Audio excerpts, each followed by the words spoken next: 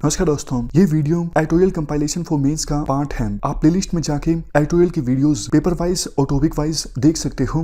और अगर आप दिसंबर 2019 के बाद की वीडियोस को देखना चाहते हो तो वीडियो के नीचे मौजूद ज्वाइन बटन की सहायता से आप मेंबरशिप को ज्वाइन कर सकते हो।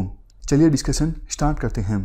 आप जनरल स्टडी पेपर 2 के इस टॉपिक से आर्टिकल को रिलेट कर सकते हो।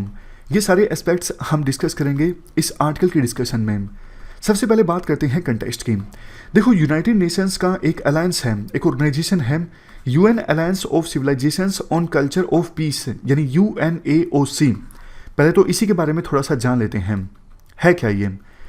देखो, इस अलायंस को इस्टेब्लिश किया गया था 2005 में। उस समय यूएन के सेक्रेटरी जनरल थे कोफी अन्नान, और उन्हीं का ये पॉलिटिकल इनिशिएटिव है, जिसको शुरुआत में इसको इस्टेब्लिश करने में को स्पॉन्सर किया गया था स्पेन और तुर्की की सरकार के द्वारा। हेडक्वार्टर या फिर सेक्रेटरीट कहाँ पर है? न्यूयॉर्क में है।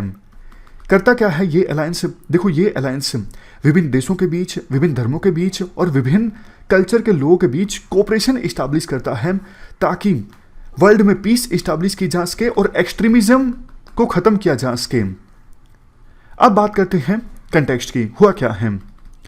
देखो, हाल ही में यूनाइटेड नेशंस जनरल असेंबली के द्वारा इस अलायंस के रेजोल्यूशंस को डिस्कस किया जा रहा था, तो इंडिया ने काफ़ी स्ट्रॉन्ग स्टेटमेंट जारी की।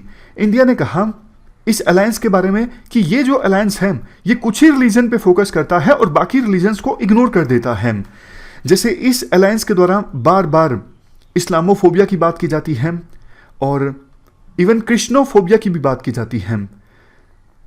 कुल मिला के इंडिया का ये कहना था, जो अब्राहमिक रिलीजन्स हैं, देखो 3 रिलीजन्स को अब्राहमिक रिलीजन्स माना जाता है, इस्लाम, क्रिश्चियनिटी और जुडाइज्म।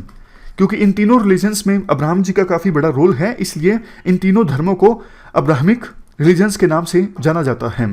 तो इंडिया के रिप्रेजेंटेटिव ने कहा कि अलायंस के बारे में कि भैया आप इन 3 रिलीजन्स पे तो ज़्यादा फोकस करते हो और बाकी काफ़ी रिलीजन्स जैसे हिंदुइज्म, सिखिज्म, बुद्धिज्म, इन धर्मों के भी बहुत सारे जो लोग हैं उनके साथ भेदभाव होता है, उनको निशाना बनाया जाता है। फॉर एग्जांपल, पाकिस्तान में हिंदुओं को, सिखों को, दूसरे धर्मों को, लोगों को निशाना बनाया जाता है, बट इनके बारे में कभी भी नहीं बोला जाता, इस अलायंस के बारे में।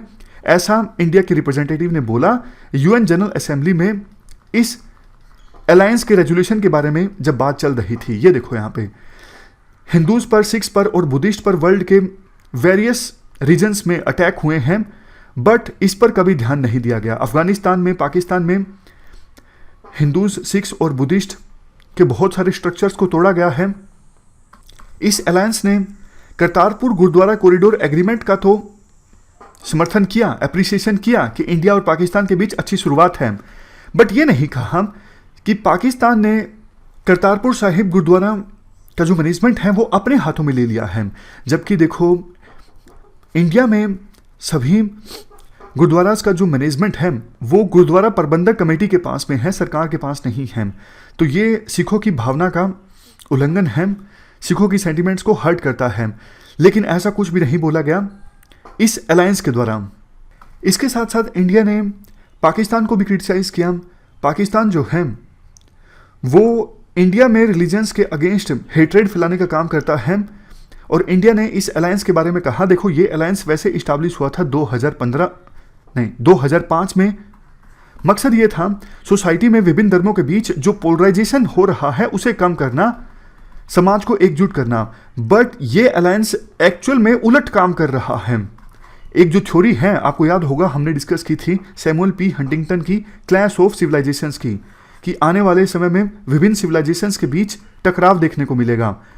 इस थ्योरी को और ज़्यादा पुष्ट किया जाता है डायरेक्टली इनडायरेक्टली इस अलायंस के द्वारा।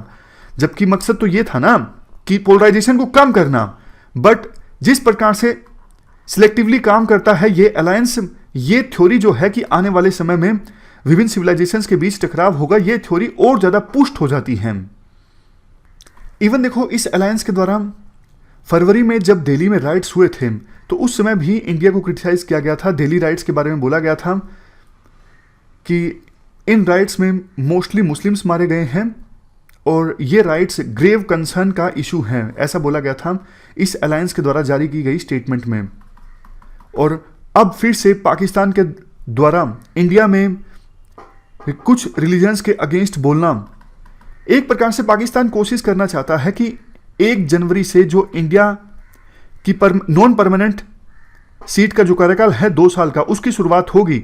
उससे पहले पाकिस्तान इंडिया के लिए एक डिफिकल्ट सिचुएशन क्रिएट करना चाहता है, बताना चाहता है कि देखो इंडिया डिजर्व नहीं करता है परमानेंट सीट या फिर non permanent seat security council में। उसी वजह से पाकिस्तान इंडिया पर ताबड़तोड़ आरोप लगा रहा है कि इंडिया में कुछ धर्मों के लोगों के साथ में शोषण होता है, उनके साथ में डिस्क्रिमिनेशन होता है। कंक्लूजन में ये बोला जाता है, देखो एक तरफ इंडिया के रिप्रेजेंटेटिव ने इस अलायंस को जवाब दिया, अच्छी बात है, पाकिस्तान को जवाब दिया, अच्छी बात है, बट इसके साथ साथ कुछ इश्यूज तो वास्तव में कंसर्निंग हैं, ऐसा राइटर बोलते हैं। एक तो सिटीजनशिप अमेंडमेंट एक्ट, जिसमें यह बोला गया है 3 देश, हमारे पड़ोसी देश बांग्लादेश, अफगानिस्तान और पाकिस्तान, इन तीनों देशों से जो भी माइनॉरिटीज इंडिया में आते हैं उनके लिए सिटीजनशिप नॉर्म्स आसान बना दिए गए हैं, जबकि मुस्लिम्स के लिए ऐसा नहीं किया गया है, मुस्लिम्स को छोड़ दिया गया है। दूसरा, लव जिहाद का इशू है, हाल ही में कानून बना।